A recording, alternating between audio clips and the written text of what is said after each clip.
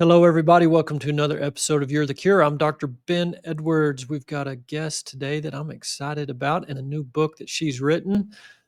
Allie Miller, Naturally Nourished, and her new book, Naturally Nourished Kids.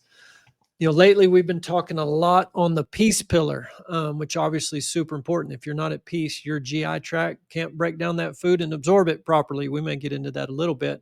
But we can't forget we're a spirit housed in the physical, and this physical body needs to be stewarded the right way so it can function like it's designed to function.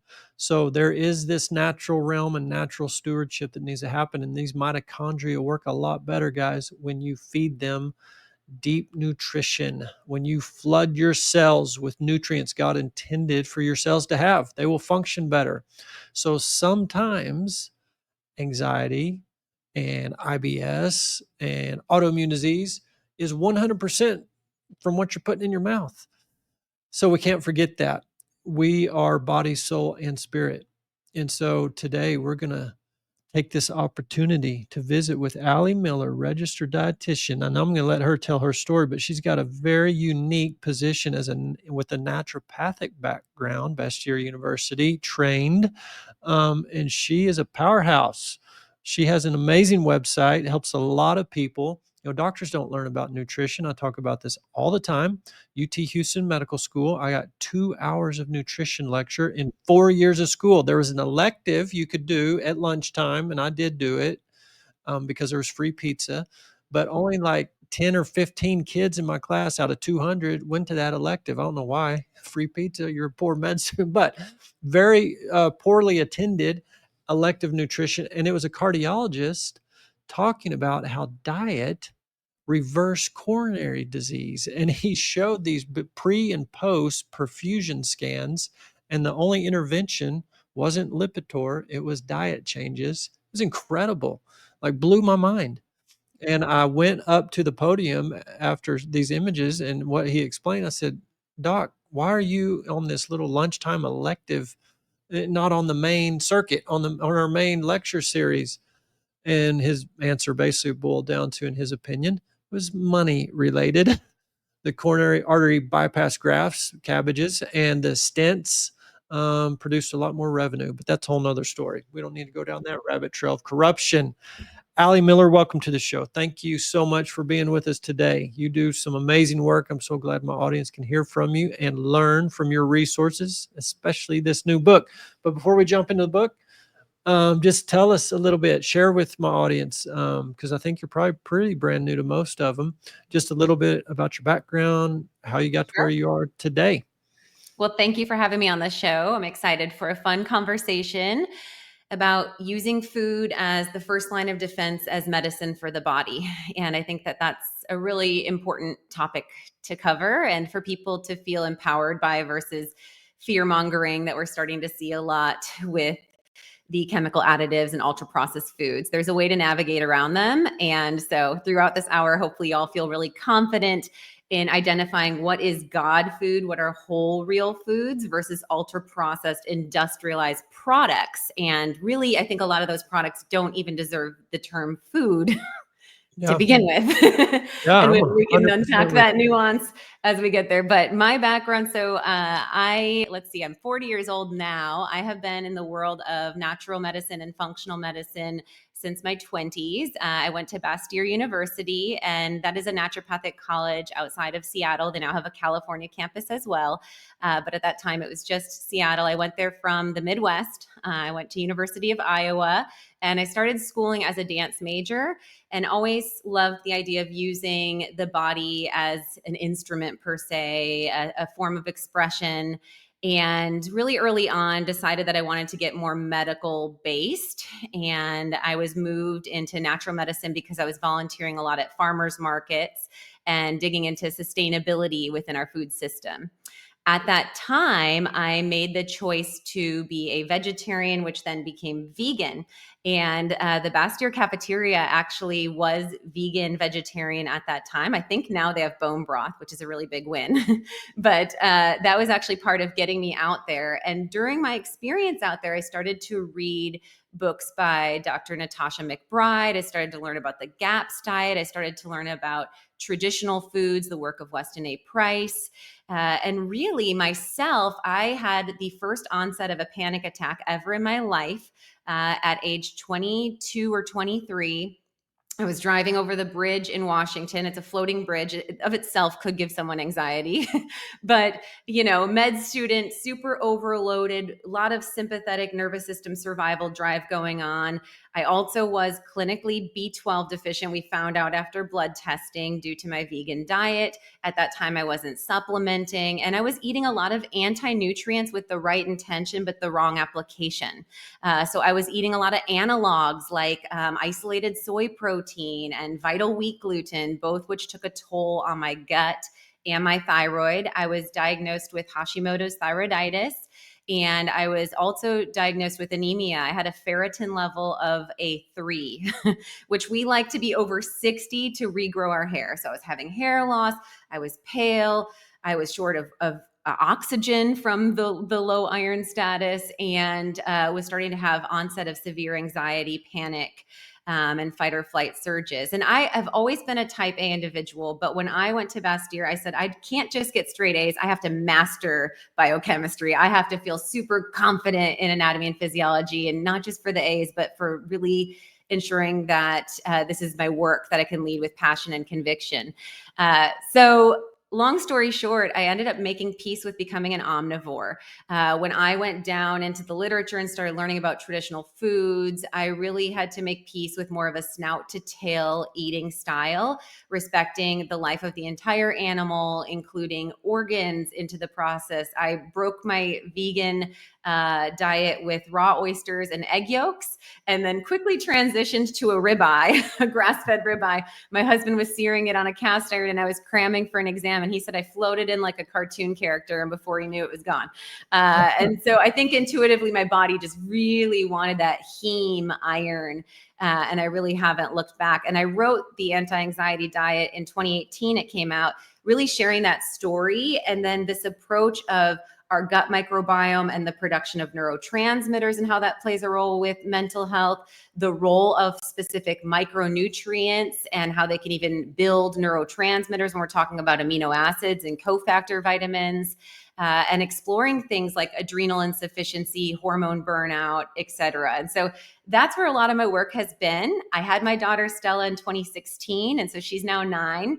And also along the while, I've been really passionate about child nutrition and started to work with a lot of ADHD and neurological cases from the anti-anxiety diet, but realized that the resource wasn't providing enough for families, households, the huge influx. We're seeing now 1 in 5 adolescents dealing with a mental health disorder or learning disability.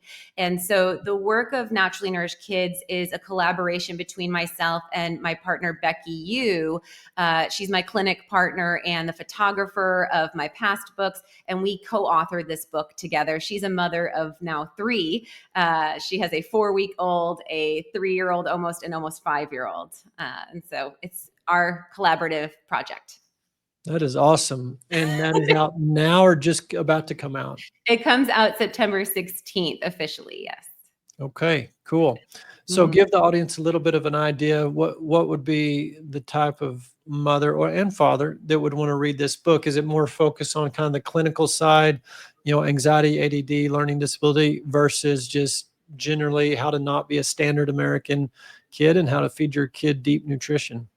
Yes. So I love that we can really root things in spirituality in this conversation, because I think it is for every household, and it's especially for parents that are looking to raise their children in this world, but not of this world. And, I often, Romans 12:2 is on the mantle of my household, to not conform to the patterns of this world, but to be transformed by the renewing of our mind. And I think when we're talking about food as medicine, we're talking about reframing these constructs of the way we ate as children and what's been packaged and sold to us or normalized. it takes a lot of conviction to eat whole real foods actually in today's life. And so I hope that this book provides the confidence of the parents in the household to provide that at the soccer games, at the birthday parties, at every school lunch, and really making the household dinner table the centerpiece of instilling a lot of value in the household, investing spiritually, emotionally, mentally, but also nourishing our household members at that time, taking the time to make mealtime intentional. And I love what you said about pillar of peace, because I think that's what gets a lot of busy parents these days is it's another thing to do. And if we approach mealtime as another thing to do and not something that we are so blessed to have the opportunity to provide, there's a totally different experience that is going to be experienced both palpably, energetically in the household members, and also with your relationship of when you meal plan, when you follow the guidelines of Naturally Nourished Kids, you're checking off boxes. And I think that instills confidence and it provides then the foundation to ensure that you make it a reality. Yeah, for sure. Well, you had mentioned the ultra processed thing and navigating. Obviously, that's been in the news ever since Maha, Bobby Kennedy, Yes. food dyes, that whole thing. So I think most people have heard that word, but from an ultra processed term versus just processed food, packaged food, modern food, real food, God food, Yeah. ancestral, kind of for especially kind of a newer person. We have a lot of corporate wellness clients. So we're signing up folks to educate them who maybe are brand new to this topic, doesn't know how to distinguish what real food. What do you mean that's not even food? you Yeah. know, so kind of talk through that. What qualifies something as God food? And I think that's a really great start because the amount of grams of protein, carbs, when we get into the nuances for macros into micronutrients, et cetera, I believe doesn't matter for not eating real food to begin with. And so I think that that's a great place to open with. The way that I define whole real foods, and I do define those as God foods, are foods that wilt, foods that mold, foods that were once viable and living. If we're talking about a meat product, it had a mother that it was birthed from. So that byproduct that takes out Petri grown lab meat, which is actually already being served. So that's an actual necessary credential, if you will, of real food. Again, it being a live one, it's not made in a lab by a chemist or a food scientist. And it's important for listeners to know that when we are outsourcing scientists versus farmers, growers, ranchers, land stewards to produce our food, they are looking at both the cost and trying to make things for as cheap as possible so that they can then create the commodity that becomes the standard, and everything else is incredibly expensive. And so cost differential, and they're looking at addictive properties. They're looking at actually, instead of providing you satiety, interfering with dopamine and other neurofeedback in the brain that actually counteracts the satiety signaling that says, I'm safe, I'm fed, I'm nourished. And that can lead some serious addictive properties. When we're looking at whole real foods, they're going to have all of the edible parts intact. So least refined, stripped, or processed in that sense. So in a kind of continuum that we could look at is like, over here is like the Paw Patrol orange gummy, which would be a food-like substance or an industrialized food. Then we could move into maybe a glass of orange juice, which, if it is from a product that is shelf stable versus fresh squeezed orange juice, there's going to be some form of preservation, whether it is from heat or from light. Either way, that's creating oxidation. So we're starting to diminish the natural antioxidants that were present in that juice. Still closer to a real food than the gummy, right? But we're starting to lose some of that vitality of nourishment. We're losing the nobolin, which is the compound that's in the pith, the white furry pith of the orange, which if we were to fresh squeeze, we may retain some of that. And then as to eating the whole real orange, where we're peeling it, we're sectioning it, and we're getting all of that edible part intact, we're going to get substantially more bioflavonoids and unique antioxidants. We're going to get more pectin and fibers that create a lower glycemic index, so less dynamic of a blood sugar spike and thus crash. And we're going to register more satiety in that eating experience because it might take 15 minutes to eat that said orange. We salivate, we're having a digestive experience versus taking that similar amount of carb of processed orange juice, which we shoot back in 6 seconds, and that's maybe 3-4 ounces versus that single gummy, which has now additives and is now not gaining any of those benefits. Maybe they'll say enriched with vitamin C, but they'll probably add ascorbic acid to it as a, again, dead isolated product. So the big variance that we see is in the world of food as medicine, it's kind of like a double-edged sword. I want you to get an abundance of these whole real foods for the synergy of the nutrients intact. And I want you to limit as many of these ultra processed foods because unfortunately, we've been told that they're empty calories, or yes, maybe these ultra processed foods aren't as healthy, but I would argue they're not just empty calories, they're actually net harmful. When we start to get into the world of ultra processed foods, and we're looking at ingredients like preservatives, we're looking at industrialized oils. These can create inflammation in the body. These can disrupt our endocrine system. And on your point to mitochondria, we're seeing mitochondrial toxicity as a driver of obesity. So even though things could be the same calorie, based on the composition, if it's chemical additive composition and the body doesn't know what to do with it, it's going to be more stressed and have less metabolic health response. Right. What's your thoughts on regarding obesity and how you tackle that? I mean, I know there's maybe one approach for clients of yours or patients who are just wanting to learn how to eat healthy versus a very challenging case, especially metabolic dysfunction, morbid obesity, or any amount of excess weight, diabetes, hypertension, lipid disorders. The whole let's just completely cut carbs out, keto, intermittent fasting, versus eating deep nutrition versus a blend of those. Kind of how's your approach on that? So I do take a blend. I call it a keto reset in my program. So I run a keto reset to literally unlock stubborn metabolism. When I'm looking at biomarkers beyond an A1C and getting blood pressure metrics and base lipids, I really like to look at leptin and insulin. So those are markers that I'll use more in adults than kids, but we are seeing 1 in 6 children now dealing with a diagnosis of obesity. And we actually mark in Naturally Nourished Kids keto-friendly recipes, which are 10 grams of carbs or less, and talk about where that might be metabolically appropriate. And for children, the answer is if considering a GLP-1 or if the child's BMI is at a level where the doctor's recommending weight loss, then I do think that keto can be appropriate.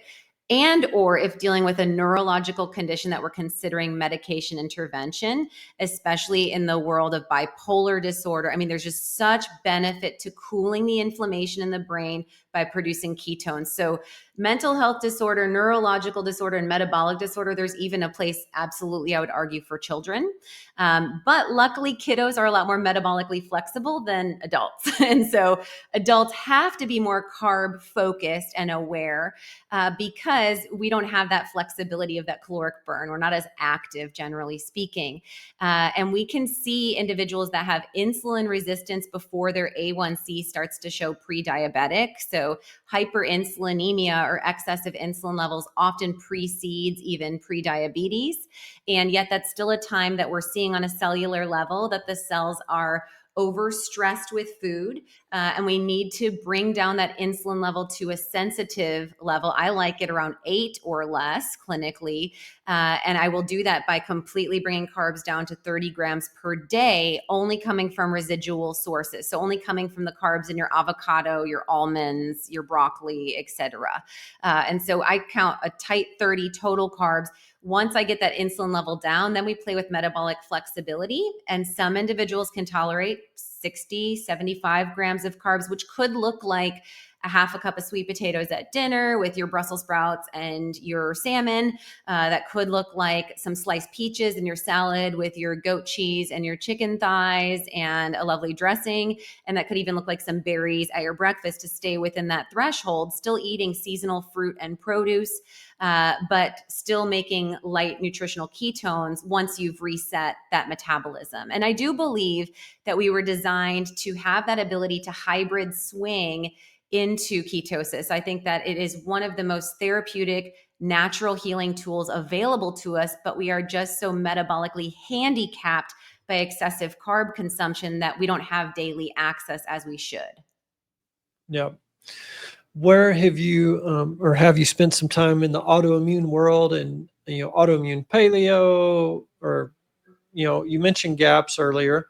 I know some autoimmune folks will utilize the GAPS or just a paleo, and kind of what's your approach and your take on that?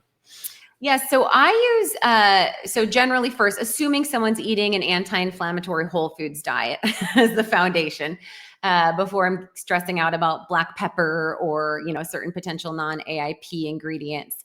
The first, top 5 pro-inflammatory foods: corn, soy, dairy, gluten, and refined sugar. Once we've pulled those out and I feel like they're eating relatively clean, if we still can't get things covered and we're coating their gut with bone broth, eating a probiotic rich food, or we've done a gut cleanse if necessary, and we're supporting that gut lining, then I start to look at potential other irritants that would be driving the immune system into that overdrive mode. I like to, at that point, do the MRT test by Oxford Biomed. That's my favorite one on the market, different than like an ALCAT test where it doesn't just look at IgG, it actually looks at cytokines, prostaglandins. And so when it measures a client's blood, it's looking at the inflammatory chemical release to response of that food versus just a potential neutral immunoglobulin tagging. And I see really good clinical outcomes with that. I'll use that in cancer care and autoimmune disease, especially when we can't get their markers into remission just using diet and supplement. I want to kind of circle back. Should ask this earlier on your journey, plant-based, vegetarian, vegan. Could you speak to that a little bit? Well, I did have Dr. Natasha McBride on a few years ago, and her book Vegetarianism Explained. And guys, y'all can go listen to that interview, veritaswellnessmember.com, resources, podcasts, and just put in McBride, Dr. McBride's name, and you can get that podcast.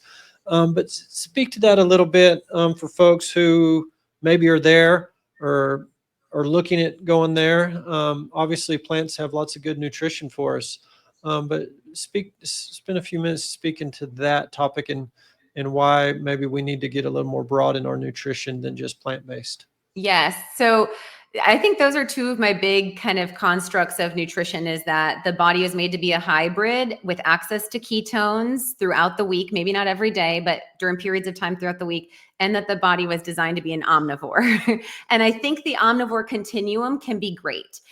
So for some individuals, they might lean more into the carnivore spectrum, but I still believe that we need phytocompounds and plant-based antioxidants, and that they were put here to support us from toxicity. And so, even if we're arguing in that community, let's say there's a lot of argument of sulforaphane, which is one of the antioxidants in broccoli, which we see just a myriad of medical literature on cancer fighting effects, and especially in the world of breast cancer research. there's a lot of argument that there's anti-nutrients in broccoli. There's a lot of argument within the world of anti-nutrients. This could be things like lectins or oxalates, etc. And anti-nutrients can, yes, stress the gut. In the world of oxalates, they could potentially stress the kidney or the bones.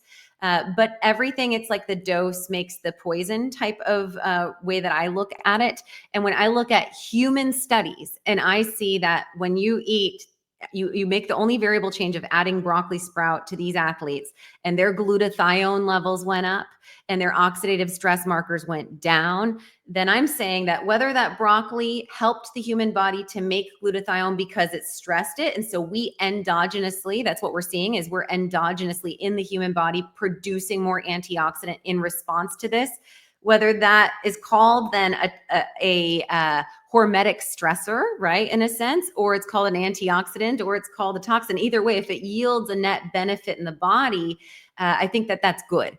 And so I think for some people that have serious destroyed guts, like where I was when I was, diagnosed with Hashimoto's, at that time, I believe that my gut permeability was so severe because of a lot of the concentrated gliadin, because of a lot of raw food that I was eating without the balance of some of those meat products and such, that wasn't serving me. That was creating more disturbance. But also on the other end of the spectrum, I think when we're consuming bone broth, when we are eating snout to tail and we're eating in balance of whole real foods, that those micro stressors have a net benefit and we need to include them for that health support. Right. Talk a little bit to the mothers, maybe. These picky eaters. Yes. I just had one yesterday. Yes. It literally, this kiddo just refuses to eat. And I know that's multifactorial. There can be some neurological things. There can be some social things. It's multifactorial. But in general, it's a challenge for these mamas. Number one, everyone's so busy. Just the convenience factor, the cost factor, all these other factors. And the lack of knowledge. Young moms today, just a lot of them grew up, they don't know how to cook. They don't know. We had one time, didn't know how to boil an egg, which not demeaning that. I'm just saying that's where our culture's at. So that can be very intimidating for a mom who knows, especially with the whole Maha and Bobby Kennedy, this food's toxic. It's no good. Right. But it's such a challenge and an intimidation. Kind of speak to those moms. What are some tips for these kind of picky eaters, Yes. or a mom who just doesn't know? So we'll first talk picky eaters, because I think I got a lot on that. And then we can talk about kind of like cooking and getting back into that. In the world of picky eaters, we have to first acknowledge that, and we know this intuitively, and we've experienced as parents, our children are extremely intelligent.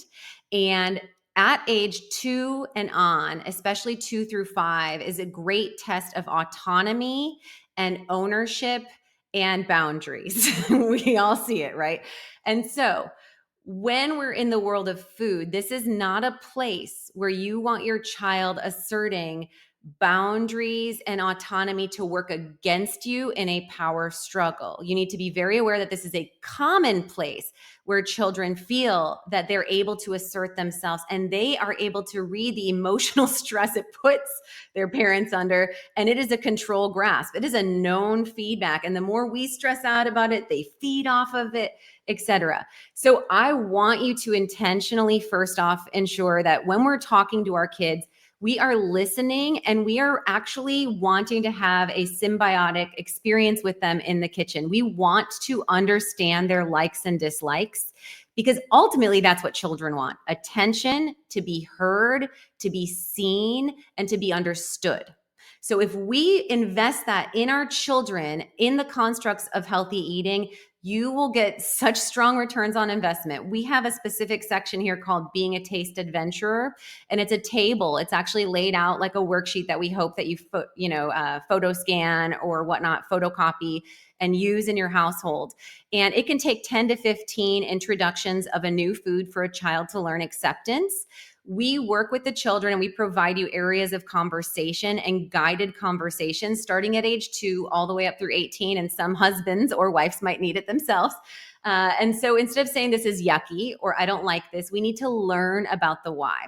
we talk about texture, we talk about taste, we talk about appearance, and we talk about combinations and flavors. So if my daughter at age 3 didn't like cooked bell peppers, I learned after talking with her, instead of her just saying yuck and flicking them on the floor or not eating them and me throwing them down the disposal or to the chickens, I asked her, what is it about these peppers that you don't care for? And after conversation, I learned that she thought that they looked like slimy worms. And that's fair. Like if something looks like slimy worms, maybe I also don't want to eat it. I hadn't seen them that way. So I asked her, hey, what if I cut these up next time and we do them in your quesadilla? Would you be willing to try it? Okay, I'll try it. Well, we'll get a star on your taste adventure chart if you try it that way. So we should give it a try. Guess what, mama? I don't mind them peppers in my quesadilla like that.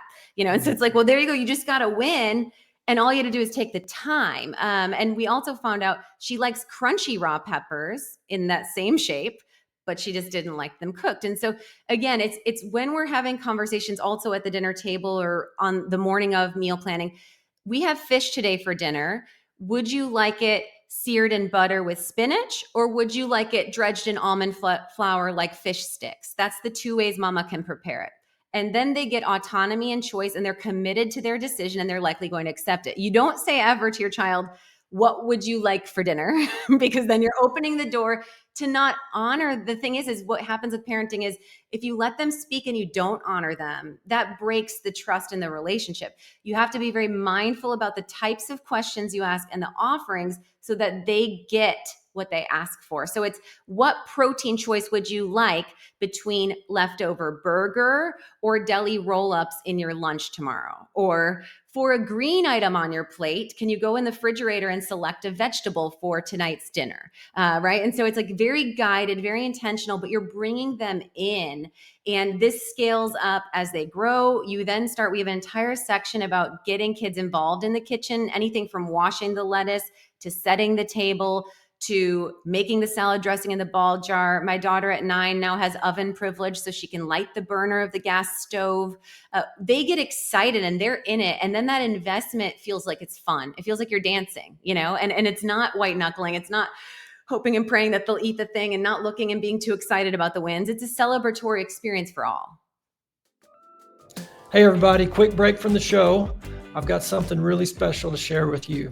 I'm so excited to introduce You're the Cure, a self-paced 9-module online video program we've been prayerfully and passionately building here at Veritas. And this isn't just another wellness program, it's a movement of truth, transformation, and hope. And I truly believe it has the power to change your life. It's designed to help you uncover the root causes of what you're facing and walk in true healing. I'll be guiding you along with other members of the Veritas team as we return to God's original design for your health. Through simple, powerful tools focused on nutrition, hydration, movement, and peace, you'll gain clarity, confidence, and lasting transformation. The journey is yours to take because the truth is you are the cure. Head over to veritaswellnessmember.com to get access today. Become a Veritas Wellness member now and get $100 off the program. Guys, I'm just so excited about this. After 20 years of practicing medicine, it's boiled down into this. This is the core of what you need to truly be well. So we'll see you in the program. And how would you encourage these parents that are kind of new to the real food journey, and probably more from the busyness standpoint, because we're all so busy? Yes. And that is, and I think a part of that is like I said before about intention of just surrendering to the investment. This has to be an investment in the household. And this is a cultural problem, I believe, but we have put such a value so quickly on children's sports and after school activities that can create a lot of disharmony in the household of trying to get 4 kids off to 4 places with 2 vehicles and 2 parents that are burned out at the end of a day. And then they just look at each other with tired eyes of what's happening for dinner? Where are we stopping? What are we doing? In those types of scenarios, if we've already overcommitted, we have to batch cook. We have to meal plan on Saturdays or Sundays.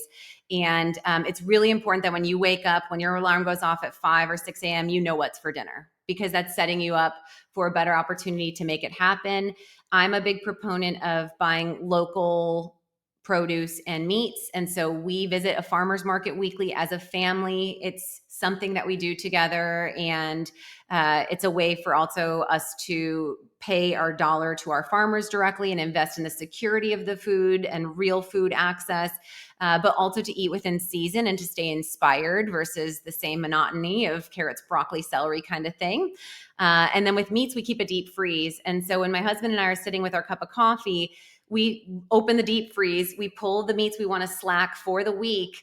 And that's money slacking. Like, you have to make it, and so there's that commitment. It's sitting, it's ready to be prepared. And then we just kind of grocery shop based on the blanks of in between what we didn't get from the market and or our deep freeze. And I do think you need to have a couple 15-minute throw together meals. It does not take long to pan sear and oven finish a protein, usually 3 to 5 minutes on each side with a quality fat. And so like getting out the barriers from these having to be super complex recipes, some of the best meals we have 5 or 6 total ingredients. And so it could be chicken thighs, a steak, a piece of fish, usually bone down first, 3 to 5 minutes. I use tallow often as my go-to cooking fat. Then we flip it to skin side down, flip it one more time, literally just salt and pepper on that protein, finish it in the oven at like 375. As that's in the oven, I'm cutting up my broccoli or cauliflower. That takes all of 5 minutes. Shake that in some olive oil and an herb, pop that in the oven, and you can literally stab a couple potatoes if you want, or cook up some rice. All of that hands-on can be 12 to 15 minutes and can feel in a deep state of surrender and peace if you allow it to, and you set that principle and tone versus chaos reactive. When you know what's going in, you just kind of do it. Answer. You just got to do it. That's right. It's awesome. Very helpful. Can you touch on maybe some key nutrients and or key food, especially for kids? You can get in your routine, and even like you just said, so busy, and you might end up doing that protein broccoli thing a few times. But are there some key ingredients or nutrients that our kids really need that if we just knew about them and we kept them consistent in the diet, what would that be? What food group or key ingredient? Food group of importance is protein. Truly. We just see such compelling literature on protein, and especially in the prefrontal cortex of the brain. So this is the part of brain that makes decision-making processes. This is like the advanced intellect. This has learning and recollection of information. Also impulsivity control. So like that's the important part of the brain that we want nourished for our children to set them up for success on a school day and even out in the real world. We all want our prefrontal cortex optimized. And we see in studies that protein nourishes this part of the brain. And when we eat excessive refined carbohydrates, that we can have prefrontal cortex dysfunction. We can even see hippocampal shrinkage in the brain when inadequate protein is consumed and or if kiddos aren't chewing enough. So I like to encourage in all meals minimum 20 grams of protein, which is about 3 ounces of biological source protein. So this could be a string cheese stick would be 1 ounce. And then we're still looking at maybe like 2 ounces coming from leftover meatballs, or could do, we like to do in lunches kebabs often. And this is fun from like ages 6 to 12, I would say, where now there's so many different fun sticks out there, whether it's like bamboo or it has a little fish on the edge or a unicorn or whatever. My Stells will do her own kebabs where we'll take leftover pieces of grilled chicken, maybe olive, cheddar cube, and cucumber maybe. And so all those go and she makes a bunch of kebabs, or it could be leftover sausage or burger with a chunk of lettuce and a cherry tomato and a piece of bacon. And that would be a kebab. And maybe we'll make a fun like BLT dip kind of thing. So protein, at least getting 2 to 3 biological ounces in all meals. So breakfast, we're looking at getting that from eggs or cottage cheese or yogurt. Using a quality grass-fed whey protein in a smoothie can work well for kiddos that have low appetite, but really thinking on that minimum 20 grams at all meals. And we give you in the book a guide based on age and weight to be a little bit more specific, but that's a preliminary start. I really believe very strongly we're putting kids at a disadvantage if they aren't meeting that minimum protein need. And the protein recommendations in America are to really just hit the avoidance of wasting, like true muscle wasting, not cognitive support. And remember, I mentioned 1 in 5 kids has a mental or learning disorder. So just getting that protein up, I think, would resolve a significant amount. And choosing from whole real foods of that protein. And then I think as far as specific nutrients, choline is a really big one that we think of in the world of neurological health. Choline is found in our egg yolks, also pretty rich in bacon, which is always a fun one to give permission for, an uncured or a quality source. And then liver. So doing ancestral blends, we actually have a really fantastic, every child that's tested it has loved it. They're called superfood chicken nuggets. And we make them with organic riced cauliflower that you can buy frozen. So you just strain out the excess water as it thaws. And that cauliflower is mixed with eggs, as well as 1 pound of ground chicken and 1 pound of an ancestral blend of ground chicken, which incorporates the organs in there and heart. And so that's providing CoQ10. It's providing a lot more rich sources of minerals and antioxidants in there. And then they get also that sulfur from the cauliflower. And then we dredge that, we form that into patties, and we add some seasonings and dredge that in almond flour and sear that. We just spray avocado oil and bake those in the oven. And those batch freeze fantastically as well. So go really well into a lunch or for a dinner on one of those busy nights. So getting choline with organs or egg yolks is another, more specific food as medicine goal. And then I would add lycopene actually for specifically, we're seeing the world of autistic spectrum and ADHD. We see a lot of BPA and other forms of plastics higher bioaccumulated in these kiddos. And we know that lycopene can actually offset the stressors of these in the body. We can actually see BPA levels go down when lycopene is eaten in abundance.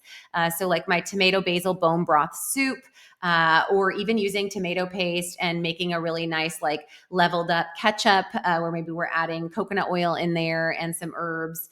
That could be a really lovely delivery as well. And then getting tomatoes in a salad as well. Yeah, awesome.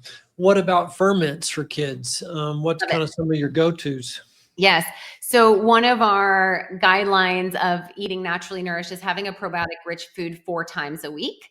And for some kids that are dealing with digestive disturbances or autoimmune conditions, maybe dairy wouldn't be the best option because usually we think yogurt, kefir, raw aged cheeses as easy ones for kids. But we also extend that into the world of pickled vegetables. So these work really lovely. We even have we have kimchi incorporated in our Thai sardine cakes. There's a kimchi dipping sauce also in our acorn squash, cheesy acorn squash fingers. And we have a quick pickled onion recipe as well in our barbacoa tacos.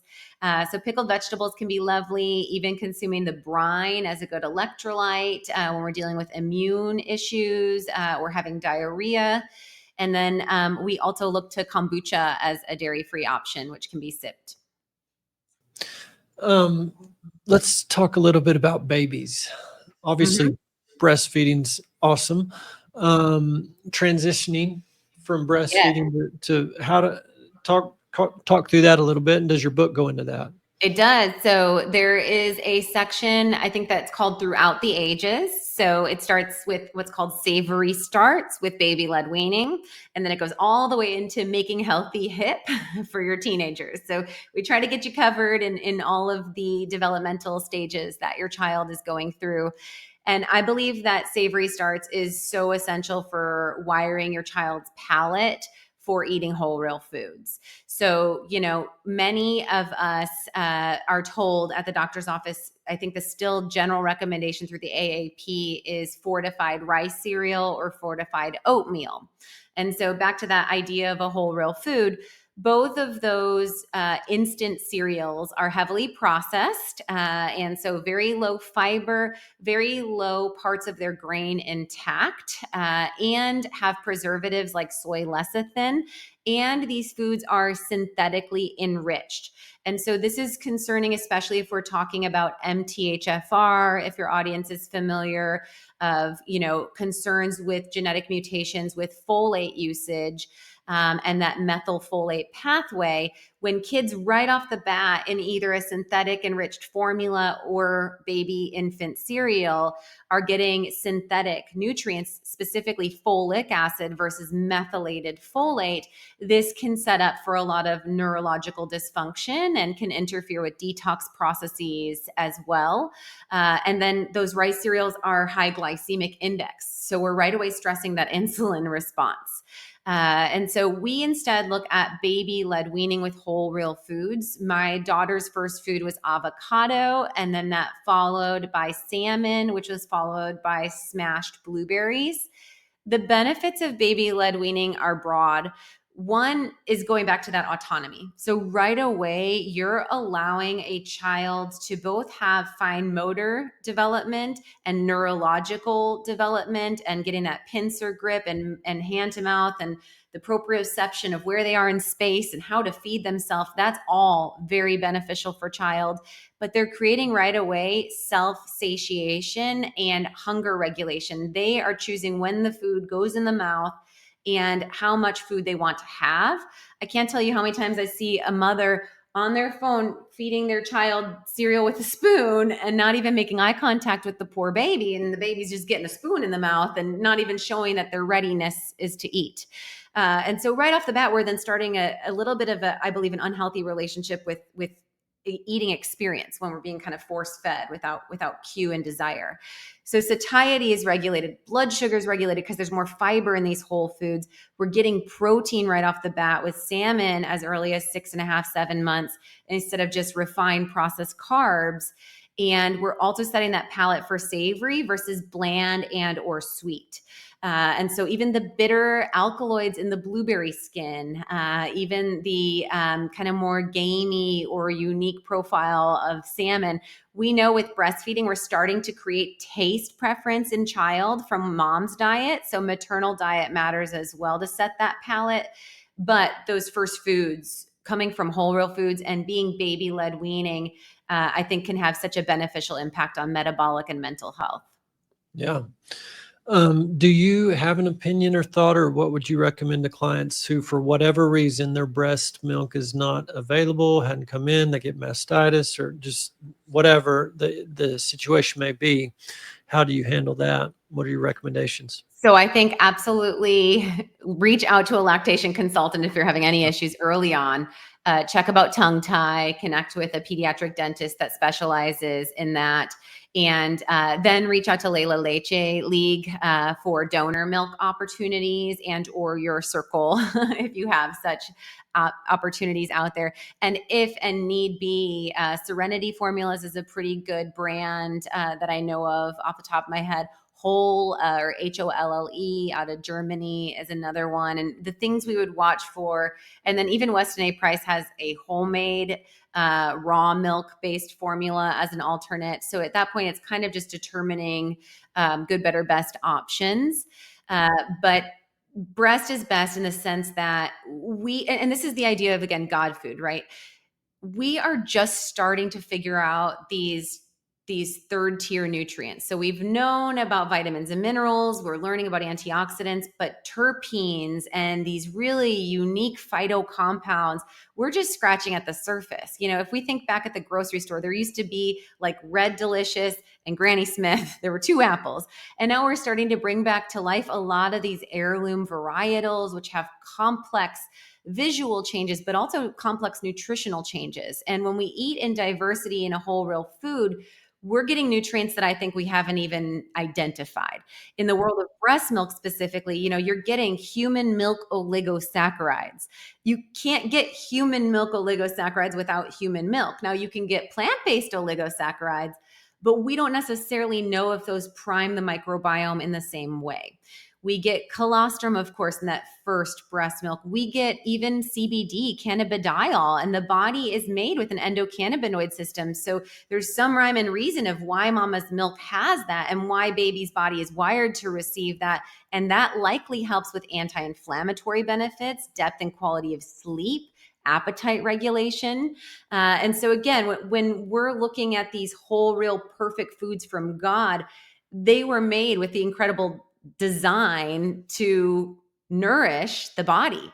And I think, who are we to say, oh, it's the vitamin C we're after, or, oh, it's the, lycopene, and I speak on these compounds, but always trying to get them at whole, real foods first. Absolutely. Speak to, and I don't know if it's more just in general, chewing the food, versus a smoothie or juicing, but even in kiddos, developing the right muscle tone, structure, Yeah. facial structure, tongue, all that, the chewing of, and hard foods, not just all these soft foods. Speak to that a little bit. Yes. And I mean, this is important for all of us listening, because really, when we think about a lot of our foods, even if they have a crunch, if they're a processed crunch, it doesn't work the mandible in the same way. So we're talking about dense chew, like a good old raw carrot, or we're talking about these stew cuts of meat, or more tough cuts of meat, which is why we love snout to tail. You don't just want to eat the grinds, you have to eat all varieties. When we are masticating and using more of a primal jaw, first off, we've gotten to occlusion in the oral space because of eating ultra processed foods. It really happened when we started to create higher consumption of flour, and really moved into a higher carbohydrate processed diet in the last 5 decades plus. And this is where we're seeing sleep apnea, more teeth removal being necessary, more orthodontics. And the crowding in the jaw happens when we're not using the mandible. Another thing that's important about using the mandible is that, you all have heard of the fight or flight versus rest and digest state. So that fight or flight is the sympathetic nervous system. The rest and digest is that parasympathetic nervous system. When we chew, we're actually creating more salivary enzymes, and that's actually telling the body that it's safe. We actually see through the vagus nerve regulation and fine tuning that occurs that doesn't happen with just like sucking a smoothie through a straw or having a pouch or a bar that's pre-processed protein bar. We're just kind of gumming that and swallowing it. When we're actually chewing, the body says, oh, I'm safe. And it goes into more of a parasympathetic nervous system. If you think about it, if we're running from a cheetah, we're not going to stop to gnaw on a steak, right? We're running. And so when we salivate, we even see yawning as a sign of vagal nerve tone, right? But chewing actually is a way to swing that pendulum to safety. So really important to prioritize that, because that gives us neurofeedback to get into that less stimulated space, especially important when kids are in LED lights and they're on screens for their education and they're just being hyperstimulated. We need to swing back into that primal regulatory safe place. And we even see with brain function, not only having less cortisol and feeling safer, which is key, but we do see also in the hippocampus region, a soft diet can start to create atrophy in that area. And so really important that we're getting something dense and chewy at least once a day is kind of the goal there. Yeah. Okay. We're kind of coming to the end, but I want to get this part in because I know a lot of mamas get excited, get into whole food, get to cooking. But then in baking in particular, maybe, but different treats they're making and they need coloring. They Yes. need to make a red velvet cake or they need to make gummies or whatever it is. But, we're not going to be using this yellow 40, red 40, all these artificial dyes. Talk about natural alternatives to these food colorings. Yes. So, one thing that's important to think about when you're just simplifying things to getting closest to God food versus stressing out about what ingredient to avoid, I think there's a lot more peace in that. And then we don't get tricked by marketers, because marketers are constantly on to us. So even before states started banning the food dyes, I don't know if you saw this, that the food dyes themselves were rebranding. And so they were calling like from, blue number whatever to bright blue. And the yellow number 5 was tetrazine. And so they were already starting to get tricky. And so I just like to say that, don't get anxious about the buzzworthy stuff you see on social media of this is bad, this is bad. Just think about what is good. Focus your mind on the good, and the rest will kind of fall into place. So when we're looking at getting color, we look at like the rainbow of produce, or the rainbow that we're provided in the world of antioxidants and phytopigments, and how we can use those. And I actually have a table in Naturally Nourished Kids where we take a food dye, we talk about the research of the harm. So whether that's bladder cancer, whether that's behavioral disorder, whether that is kidney stones, etc. And then we take in that same color family alternatives of whole real food. So if it is red, let's say for instance, you can use beets, and actually you can light boil beets in concentrated water and then use that water. You can also puree and use small amounts. Raspberries tend to lean really well into flavors. So we have a pink princess lemonade that I did for Stella's 4th birthday. It was a tea party, and actually we used strawberries in that instead of the raspberries to keep it less tangy. But blending berries can be a really beautiful still color pigment. We look at in the yellow turmeric. We look at in the green options like matcha, which in small amounts, I'm talking less than a 16th of a teaspoon, will color a heavy cream based frosting. And I have the recipe named after my daughter in here. Each of the kids got a recipe named after them, and it's Stella's cutout cookies actually. And it's an almond flour and honey, very simple. Butter, almond flour, honey, baking soda. That's the cookie. And they turn out really well. Still the same nostalgia of rolling them out with your kids using any kind of cookie cutter based on the season or style of party. And then we just use a very simple butter cream frosting. And so, yes, it's organic powdered sugar, right? Good, better, best. But a heavy cream, a little bit of vanilla bean, and that's it. And then whatever of these natural flavor compounds. We use elderberry syrup sometimes for more of like a purple pigment. And what's so beautiful is when we lean into these antioxidants to give color, we're adding more vibrancy and nutrients to the food. So now, instead of having that hyperactivity or the stress of neurological impact or cancer, we're giving antioxidants that combat against toxicity. We're getting anti-inflammatory support from that turmeric, or that elderberry is helping our body to combat viral exposure. And so again, it's not that net neutral, it's that these are net harmful. And when you use food as medicine, you actually get net benefit. And I think that's what really helps to wrap our mind around it when we're making these decisions of what goes in our bodies and our children's bodies. Amen. Well, I do want you to share with the listeners how they can follow you, how to get the books. Again, the 2 books, The Anti-Anxiety Diet, Yes. Naturally Nourished Kids, which is coming out soon. Yeah. But what's the best way for people to follow you, find the books, and continue to just learn more about your work? Yes, thank you. So my website is very simple, alimillerrd.com. And we have both books on there, as well as protocols and my supplement line, Naturally Nourished. And then I have a YouTube channel and podcast under Naturally Nourished. And so our YouTube is more bite-sized. We show you actually in the book, we have a YouTube icon. So like our Super Greens Cube, how to troubleshoot bone broth, some of these things that might need a little bit of a visual cue. The homemade marshmallow recipe made with gelatin is fantastic. You'll never buy a marshmallow ever again, but sometimes you need to see it being done in the kitchen. So we try to help connect the dots there on Naturally Nourished. It's Ali Miller, ALI millerrd.com. Ali, thank you so much this is a lot of work, obviously, what you're doing, writing a book, but all the resources. I know, and you're a busy mom and wife, so thank you. It's so beneficial to have folks like yourself who really love people, care for the truth, and we just want to see people well. So thank you for all your hard work. It's my pleasure. Thank you for sharing your platform and audience. You're welcome.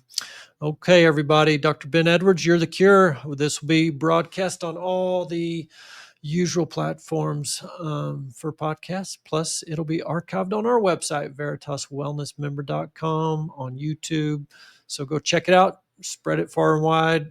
School's about to start. These mamas, these daddies, they need this kind of support. So all you grandparents out there that are listening, get this to your kids and your grandkids.